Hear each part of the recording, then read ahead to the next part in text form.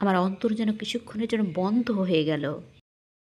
আর এটা আমাকে ফিরিয়ে নিয়ে গেল একটা স্বপ্নে, যা আমি দেখেছিলাম যখন আমার 11 বছর বয়স।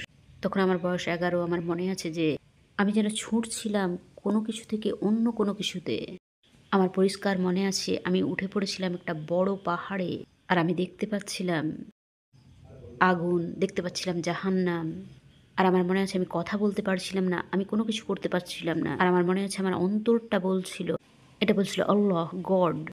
আমি গডকে ডাকছিলাম, বলছিলাম আমি আপনার উপর বিশ্বাস রাখি। আর সেটাই আমার অন্তরে চলছিল সে সময়, সেই স্বপ্ন। আমি কথা বলতে পারছিলাম না, আমি পারছিলাম না। যা কিছুই আমি দেখছিলাম, আমি নিজেকে প্রকাশ করছিলাম আমার এই 2 হাত দ্বারা, কিন্তু আমি আমার অন্তর হতে চিৎকার করছিলাম গডের নাম ধরে। যখন আমি শুনলাম, যখন আমি স্বপ্নটা দেখেছিলাম, তখন আমার বয়স ছিল 11 বছর। আর এটা ঘটলো সম্ভবত 35 বছর পর। আমার নাম গ্লোরিয়া। আমার জন্ম আর বেড়ে ওঠা গুয়াতেমালায়। আর আমি ইউনাইটেড স্টেটসে চলে আসি যখন আমার বয়স 17 বছর। ইসলাম পূর্বে আমার পরিবার ছিল আসলেই, আমার বোন বিয়ে করেছিল একজন প্যাস্টরকে। তো আমরা ছিলাম খুবই ধার্মিক। আমি আসলেই ছিলাম ইন দ্য চার্চ। আমি ছিলাম Sunday school teacher, every Sunday for kids. তো আমরা ছিলাম ক্রিশ্চান। আমি বাচ্চাদের শেখাতাম জিসাসের ব্যাপারে, অ্যাবাউট কিভাবে আমরা তার প্রশংসা করব, আর কিভাবে কিভাবে তাকে যুক্ত করব সেই সমস্ত কিছুতে, আমাদের সমস্ত অ্যাক্টিভিটিসে। আমরা যখন ছোট ছিলাম তখন যেমনটা করতাম সেভাবে। যখন আমি ইউনাইটেড স্টেটসে এলাম, আমার মম, এটা ছিল সাংস্কৃতিক ধাক্কা। এটা ছিল পুরোপুরি ভিন্ন এক জীবন। সবকিছুই ছিল ফাস্ট, সবকিছুই ছিল টাকার উপর নির্ভরশীল, কাজের উপর নির্ভরশীল। আর ধর্মকে অনুসরণ করার মতো আমার সময় ছিল না, কারণ আমরা অনেক বেশি কাজ করতাম 6 দিন। আর আমি আর চার্চে যেতে পারতাম না যখন আমি ইউনাইটেড স্টেটসে এলাম। তো যখন আপনি গুয়াতামেলা থেকে এখানে এলেন, তখন কি আপনি কম ধার্মিক ছিলেন? কম ধার্মিক, হ্যাঁ। কারণ যখন আমি ইউনাইটেড স্টেটসে এলাম, আমার মম আমাকে একটা জবে ঢুকিয়ে দিলেন। এখানে আসার 1 সপ্তাহের মধ্যেই তিনি আমাকে বললেন যে তোমাকে অবশ্যই কাজে যেতে হবে, এখানে সবকিছু পুরোপুরি ভিন্ন, তোমাকে অবশ্যই কাজ করতে হবে আর টাকা উপার্জন করতে হবে। ক্লোরিয়া, আপনি আমাদেরকে বলুন কখন আপনি শুরু করলেন? গুয়াতামালাতে ছিলেন, এখানে এলেন, কখন আপনি এখানে এলেন? যখন আমি ইউনাইটেড স্টেটসে এলাম, আমি গিয়েছিলাম বেভারি হিলসে। You went to Beverly Hills? Yeah. Straight up. আমি ছিলাম বেভারি হিলসে। আমার মম তিনি কাজ করছিলেন ফর এ ফিল্ম প্রডিউসার। আর যখন আমি ইউনাইটেড স্টেটসে এলাম, এটা ছিল বেভারি হিলস। আমি আগে কাজ করতাম রেডিও ড্রাইভে, বেশিরভাগ সময় ক্যানিন ড্রাইভ। আর আম, সেই ব্যক্তি আমার মমকে অনুমতি দিয়েছিলেন আমাদেরকে গেস্ট হাউসে থাকার জন্য, যা ছিল বাড়ির ঠিক পিছনেই, সুন্দর, মার্জিত। তিনি ছিলেন প্রডিউসার, তার ছিল বহু টাকা। আমার সন্দেহ শুরু হয় যখন আমি এখানে চার্চ যেতে শুরু করি। আমি চার্চে যাওয়া শুরু করেছিলাম, অনুসন্ধান করার চেষ্টা করছিলাম, চেষ্টা করছিলাম খোঁজার কি কি আমি মিস করছি আমার অন্তরে।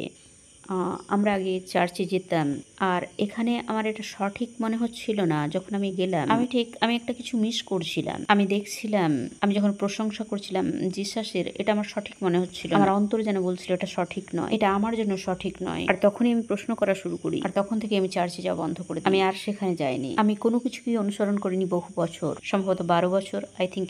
হ্যাঁ, 12 বছর আমি অনুসরণ করিনি কোনো কিছুকেই। আধ্যাত্মিকতার দিক থেকে সেই 12টা বছর কিরূপ ছিল? আর আমার আধ্যাত্মিকতা সমস্যাটা ছিল, আমি হয়ে গেছিলাম একজন ডিপ্রেসড পারসন। আমি ছিলাম ডিপ্রেসড।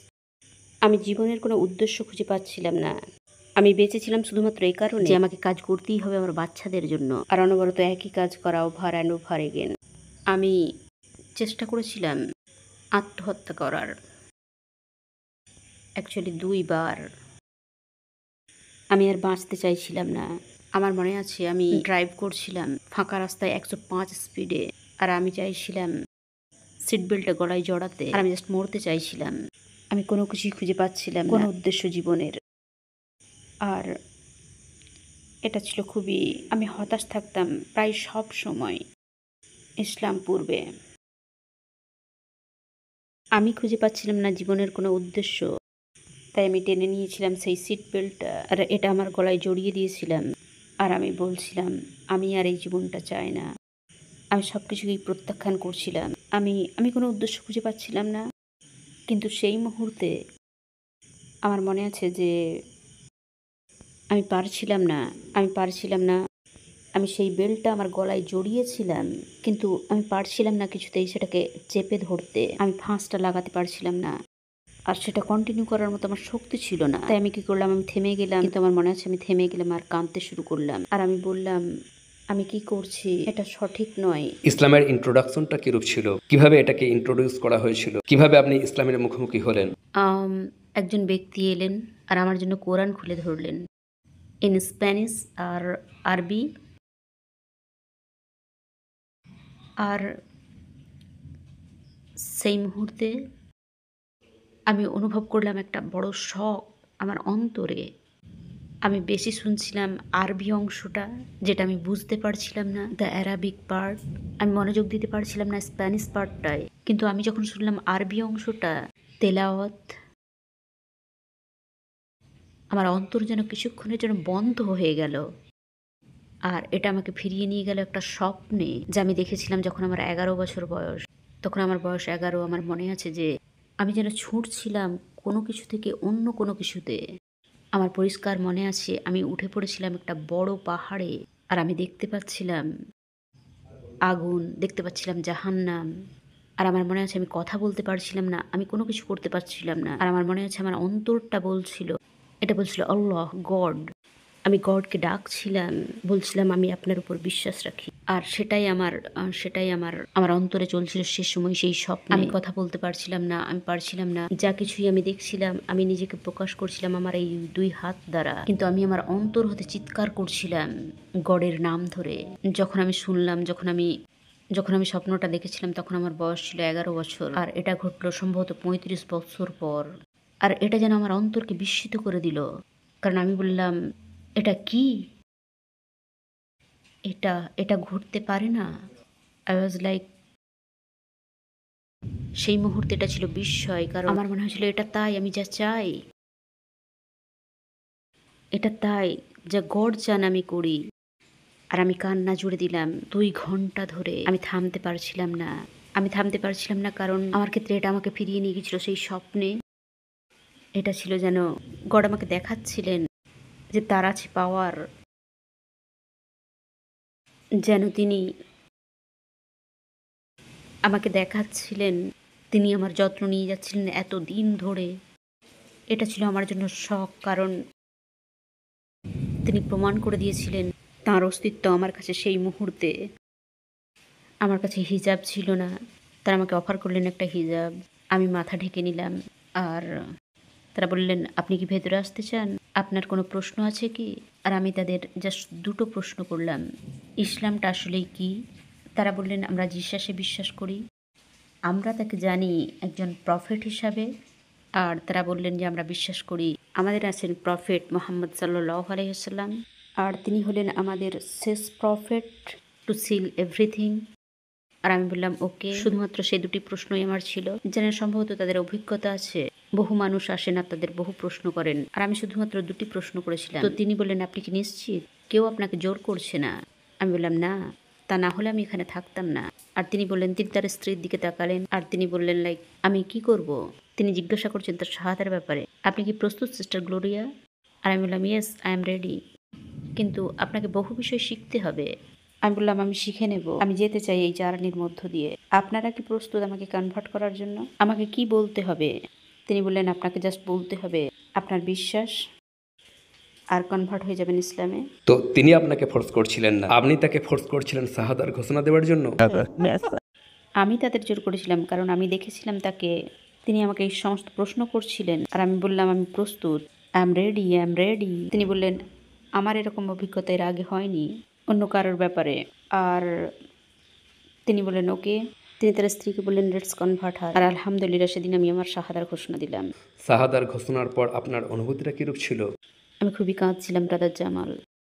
সেখানে ছিল এমন কিছু যে আপনার মনে হবে যেন আপনি নতুন করে জন্মেছেন। তিনি আমাকে বলেছিলেন যে যখন আপনি আপনার শাহাদার ঘোষণা দিলেন, আপনার পূর্বের সমস্ত কিছু মুছে দেওয়া হলো।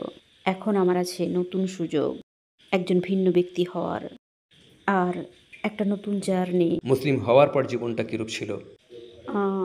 1 সপ্তাহ পর আমি রিসিভ করলাম একটা ফোন কল আপনার কাছ থেকে। আপনি কল করলেন। আমার পরিষ্কার মনে আছে আপনি যখন আমি বললাম হ্যালো, প্রথম যে কথাটা আপনি বলেছিলেন, আমি ব্রাদার জামাল, আমি আপনাকে ফোন করছি আইআইও মসজিদ থেকে। আপনি আমাকে বললেন, আমি শুনলাম আপনি জাস্ট কনভার্ট হয়েছেন ইসলামে। আপনি কি আপনার স্টোরিটা বলবেন?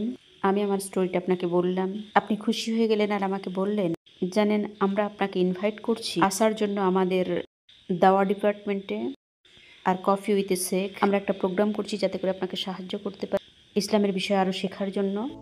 Tell us about how the New Muslim program has changed and transformed your life from walking in as a new Muslim to now helping other new Muslims. Tell us about that. আমি এলাম, তখনও Covid চলছিল, তাই আমি সবসময় আসতে পারছিলাম না। বাট আমি খুঁজে পেয়েছিলাম আমার মেন্টর, যিনি তিনি আমাকে কল করেছিলেন। তিনি খুবই খুশি ছিলেন। আমাদের প্রথম মিটিং ছিল অ্যামেজিং। তিনি আমাকে বললেন যে তিনি আমাকে সাহায্য করবেন এটা নিশ্চিত করতে যে আমি যেন জানতে পারি সমস্ত পদ্ধতিগুলো ইসলামের, অজু করা আর শেখা, নামাজ পড়া আর আরবি আর ইংরেজি। এখন আমার জীবনটা পুরোপুরি পাল্টে গিয়েছে। আমি এখন সাহায্য করতে পারি অন্যান্য ব্যক্তিদের এই কমিউনিটিতে। আমি এখন মেন্টর হয়ে গেছি আমার সমস্ত টেস্টের পর। ল্যাটিনো কমিউনিটির প্রতি আপনার কোন অ্যাডভাইসটা থাকবে?